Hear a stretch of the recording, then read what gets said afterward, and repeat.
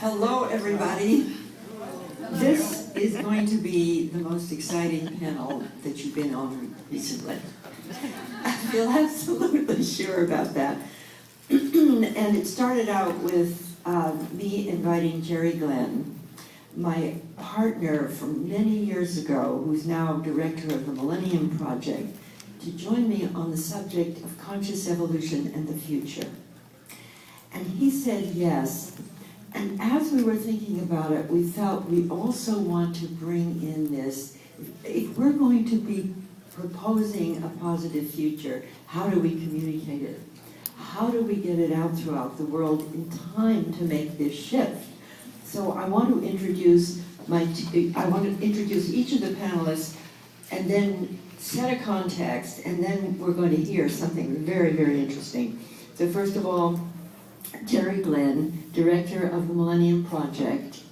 He has 40 nodes around the world, literally scanning for how we're doing on all of the great goals. With the amount of interaction among those and his State of the Future report, that it's actually like a one-person encyclopedia walking. No, 4,000 people, but I mean incarnate somehow in this one man. And then we have here Kate McCallum, who is director of C3 Creativity. No, wait a minute. She's founder of C3 Center for Conscious Creativity in Los Angeles, California. And we're glad that it's conscious. And you'll hear from her a quite amazing degree of bringing different media together. And then we have my dear friend Sandra de Castro Buffington, who is director of the Hollywood Health and Society Program at USC Annenberg Norman Lear Center, bringing health and climate change information to the producers and writers of Hollywood to be able to bring this information out to the mass media.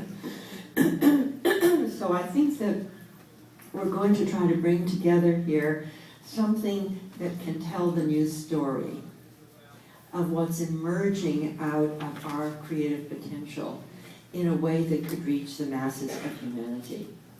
And I want to just start out with the passion I have for the big story.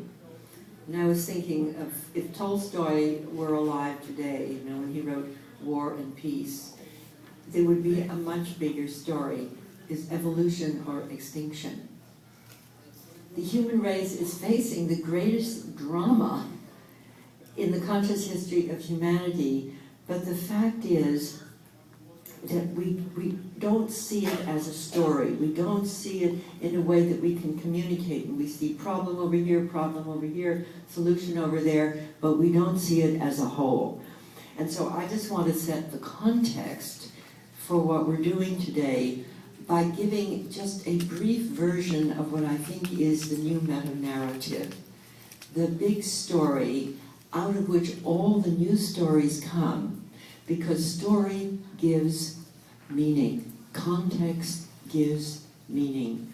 And modern culture lost its meta-narrative after the two world wars, the atomic bomb, the environmental collapse. It was almost impossible to get an idea of progress through knowledge with that degree of misuse of power. And as I was studying that, I gradually began to see that there is a new story that has emerged out of the collapse of the recent meta-narrative. And then that new story is the universe story. It's the fabulous discovery of cosmogenesis. It's the discovery that out of no thing at all, for billions and billions of years, nature has been evolving higher forms of complexity, consciousness, awareness, and capacity to destroy and create. And if you study that new story, you see it spiral after spiral after spiral from pre-life to life, from animal life to human life, from human life to the great avatars.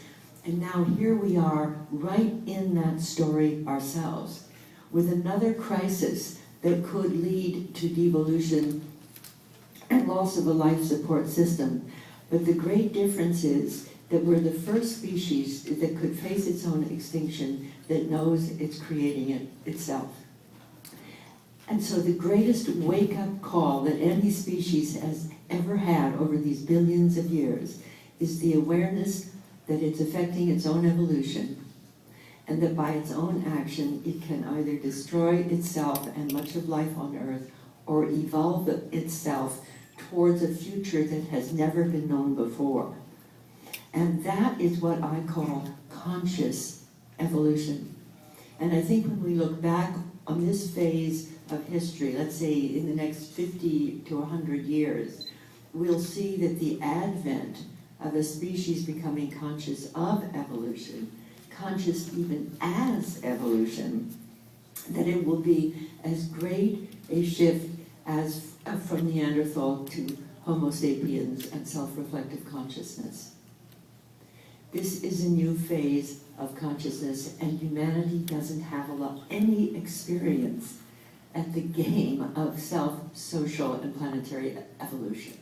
So that's why we're futurists, because there's no other way to do it. You cannot look back, and you cannot look to the elders, and there's no person on Earth who says, I know how a planet gets from high-tech, overpopulating, polluting, to the next phase of evolution, because we've done it before.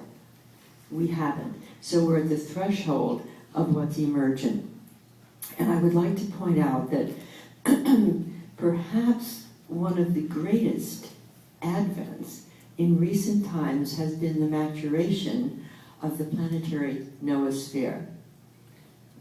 Noosphere, for the word mind sphere, nous sphere, comes from Teilhard de Chardin and a few other philosophers.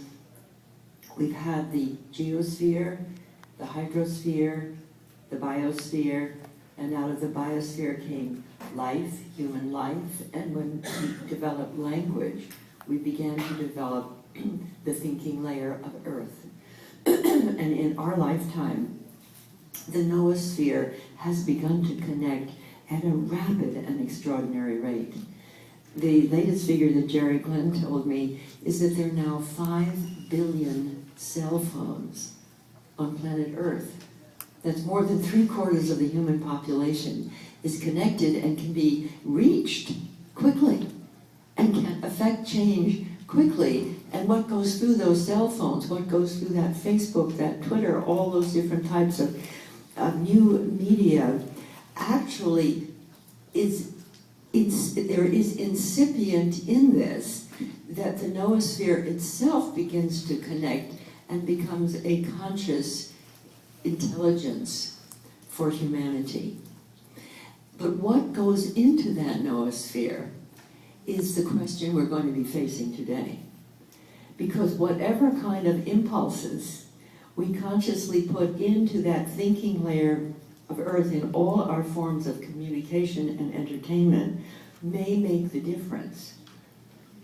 Probably is the most obvious factor of what will make the difference as to whether we make this shift in time to avoid the more massive collapse that is foreseen. Can we make a planetary shift in time? That's really the question we're facing today. And in my own visioning of it, I believe that as we could destroy our system very quickly, it's also true that we can have massive, nonlinear interaction, communication quickly. And that's what we're talking about today, is how might it be possible to use this very rapid communication system which has been developed in order to communicate to ourselves our potential and turn on the planetary consciousness before the planetary collapse.